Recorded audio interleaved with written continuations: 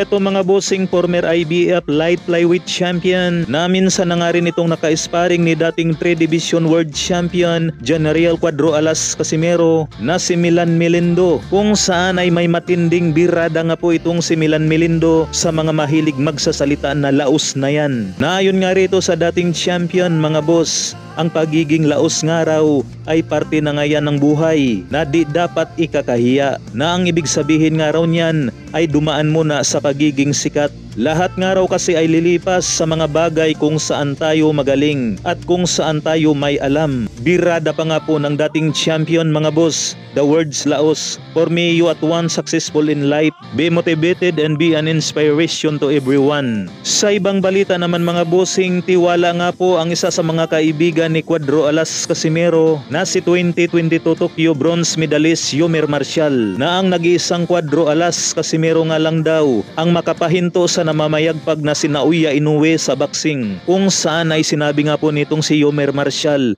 na taglay umano ang lakas at tapang ni Casimero para nga daw wasakin ang tinaguriang monster ng Japan. Birada pa ni Yomer Marcial mga bossing, dapat nga raw ay sa lalong madaling panahon maikasa ang kanilang salpukan dahil nagkakaedad na nga raw itong si Casimero. Natutuwa naman ngayon si Yomer Marcial mga bossing na mapapalaban na si Casimero ngayong darating na October 13. Sana nga raw ay tuloy-tuloy na ang pagiging aktibo ni Casimero sa boxing. Bagamat na mahinga ng 1 taon si Casimero, pero tiwala pa rin si Yomer Marcial mga bossing na hindi ito makakaapekto kay Saul Sanchez. Malawak nga raw ang karanasan nitong si Casimero, magaling at malakas. Yung pwede makatalo kay Inoue. Ito ang paniniwala ni 2020 Tokyo Olympic bronze medalist at super middleweight campaigner Yomer Felix Marcial.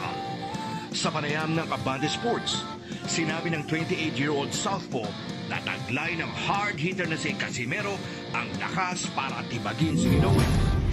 Yung lakas niya at tapang. Sana mangyari na yun as soon as possible kasi siyempre nagkakaroon na din ng edad si Jandre. Sana mangyari na as soon as possible. Labis namang natutuwa si Marcial na matapos ang mahabang layoff, babalik na muli sa ring si Casimero.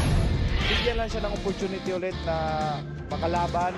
Binalot ng iba't ibang kontrobersya at problema sa mga naging promoter.